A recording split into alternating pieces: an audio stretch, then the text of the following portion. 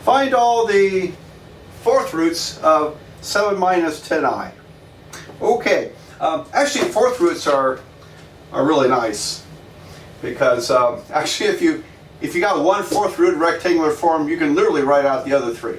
But I'm going to treat this as if we don't know that trick, and because I want to show you my calculator up close and personal, and which means when I first go close to the camera with my calculator, I'll have to shut it off for a second, restart it, and it'll be on it'll be on automatic focus. So some of this video may be a little bit out of focus from time to time, only because I need to walk back and forth and show you my calculator, and I'll have to focus in on my calculator when I'm close.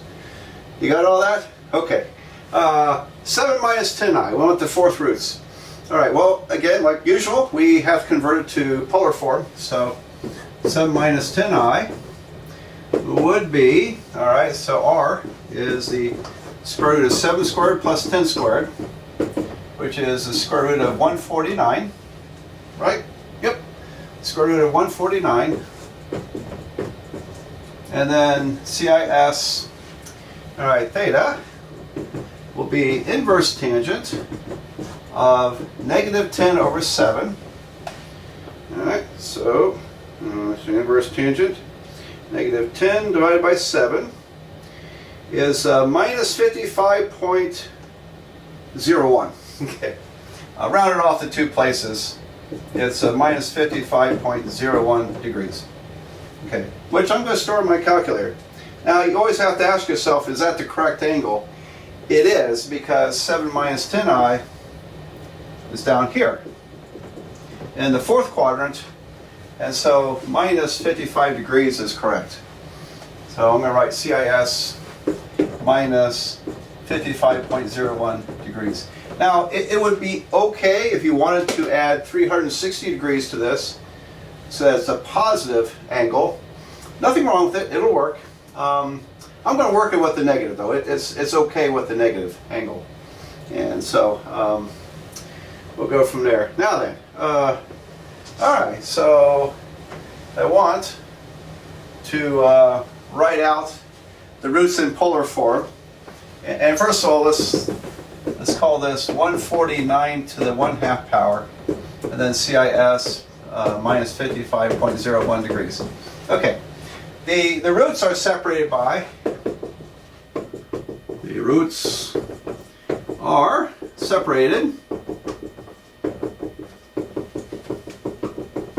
by 360 degrees. Take the full circle, divide by 4, by 90 degrees. And so they're going to be pretty much on a circle in the complex plane. Let's see, here's minus 55 degrees. No, I have to divide this by 4, so it's going to be, I don't know, whatever that is, 14 degrees. The principal root will be somewhere on some circle around here, and then we'll have the 4 roots will all be divided by 90 degrees. They literally would form a square if you were to connect all the dots. Alright, so nice stuff, nice stuff. Okay, now then, let's see, what else we got? We have to, first of all, let's do the principal root. So the principal root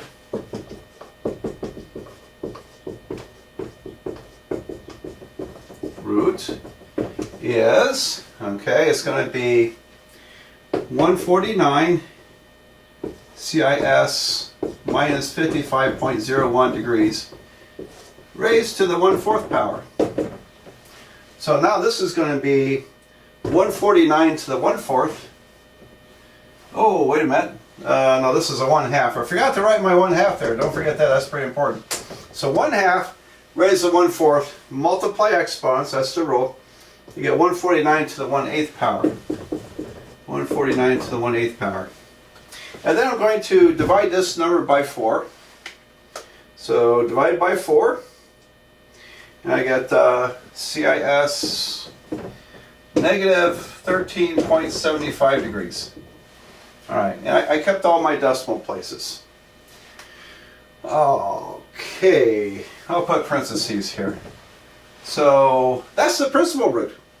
and they're separated by 90 degrees. So the four roots, the roots are, and this will be in polar form, 149 to the 1/8 CIS negative 13.75 degrees, comma, 149 to the 1/8 CIS add 90 degrees.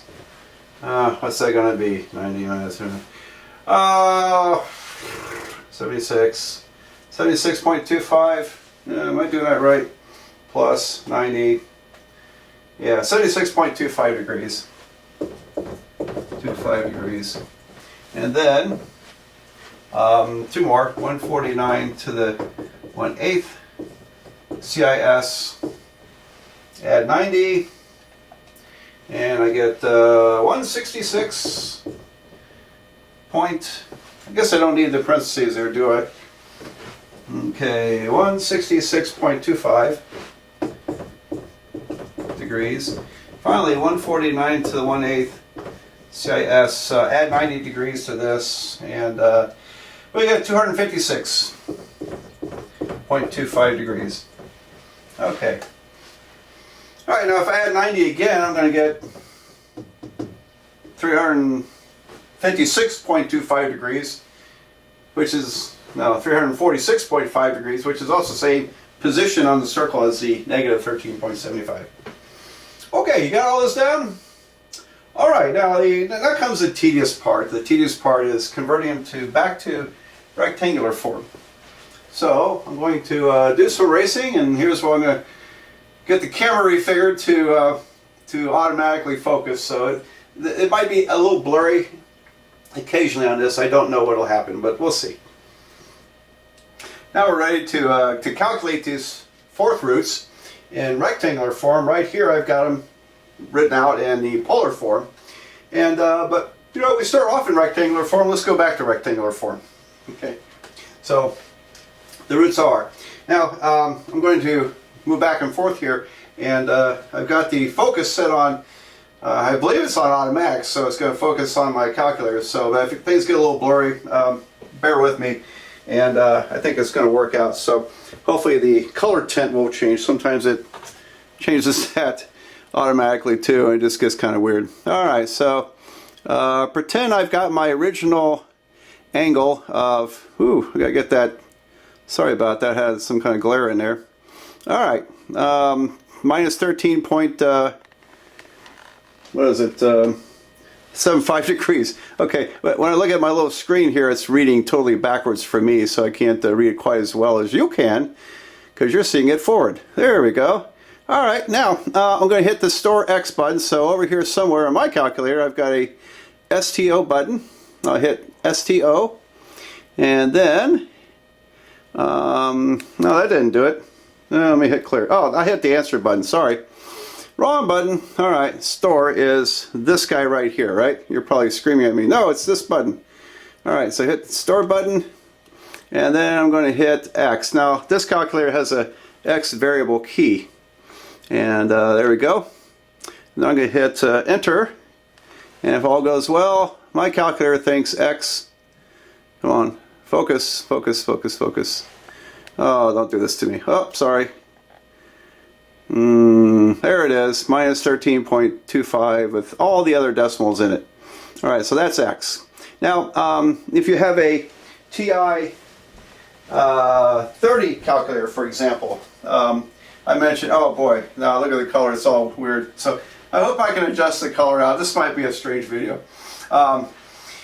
Okay, anyway, if you have a common calculator, scientific calculator is a TI 30 calculator, and when you hit store, it lets you choose one of 5 letters, A, B, C, D, or E, so just hit A.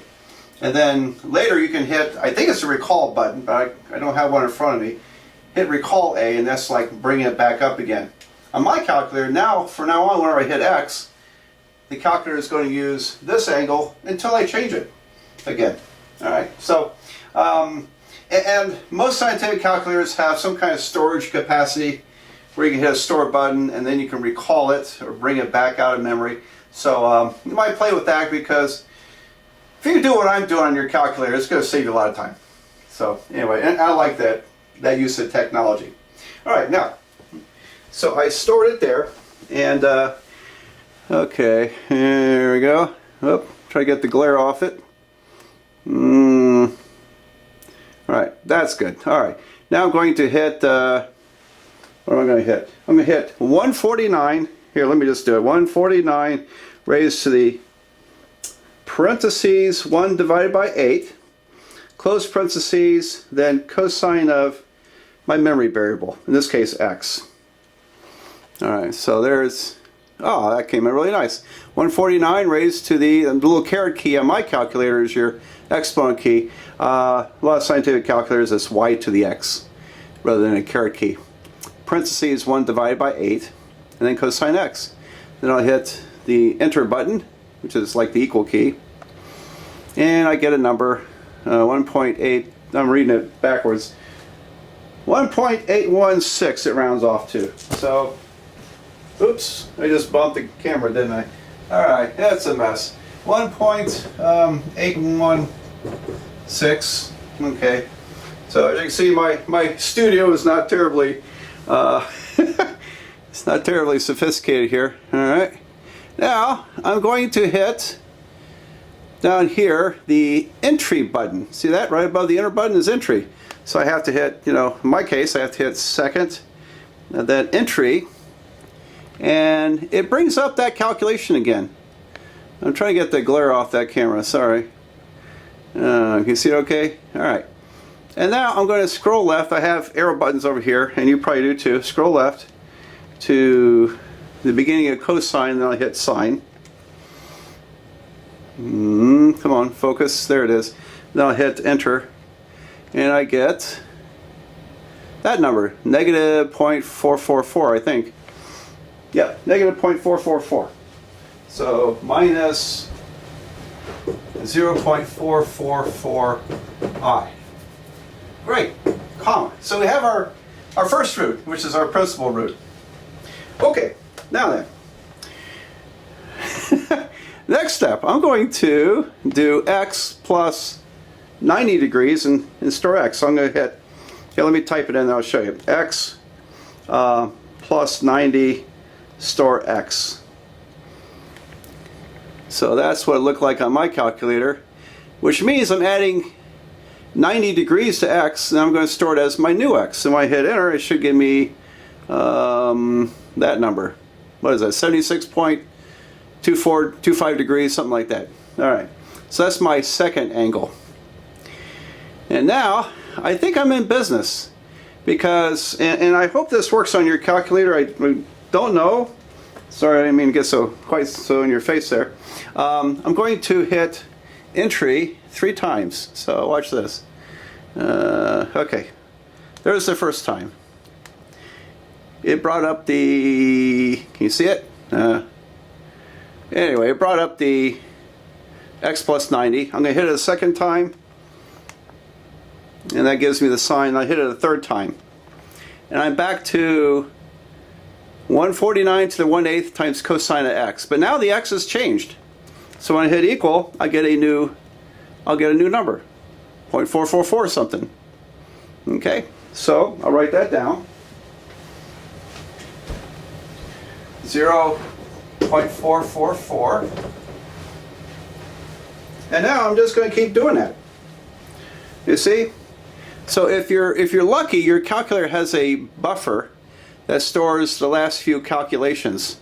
So I'm going to hit second entry once, twice, third time, and now I've got the sine calculation. There it is. I'm waiting for this to really focus in nicely.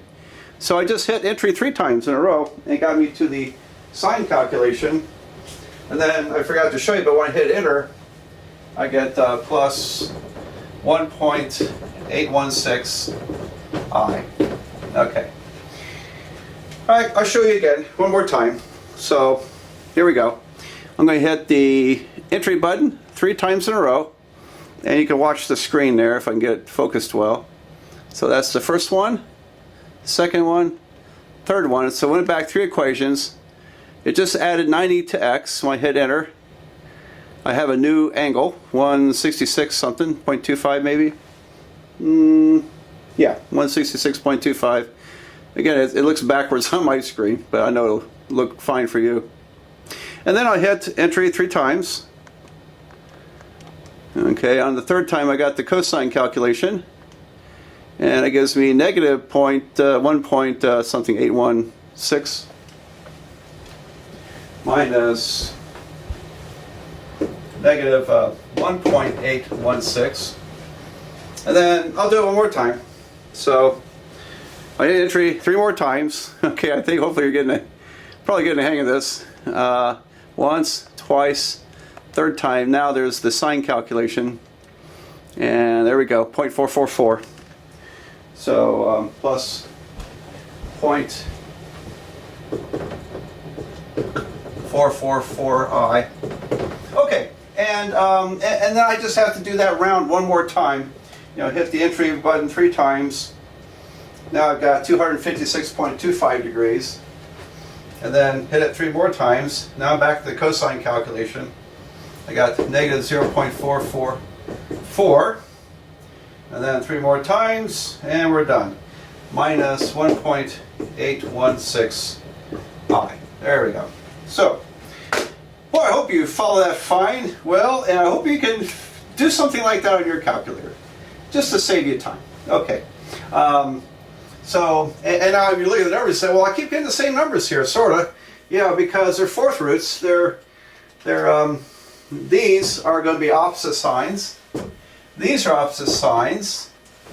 And these are kind of like opposite numbers. Okay, so that happens with 4th roots because they're 90 degrees apart. So cosines become sines and negative signs and all kinds of nice stuff. So if you really know what you're doing, once you have this one down, you can really write in the other 3 roots. Only on 4th roots. Only on 4th roots. So, okay, so that's the grisly art of calculating roots of complex numbers. I'll do one more. I'll just do a principal root just for good measure. And then I want to talk about Euler's formula, how it relates to this. And then show you how this stuff inspired some fantastic mathematics in the 18th century that led to some modern algebra, abstract algebra ideas that have proven very useful. All right, so it's let me do one more example, but I'm just going to calculate a principal root.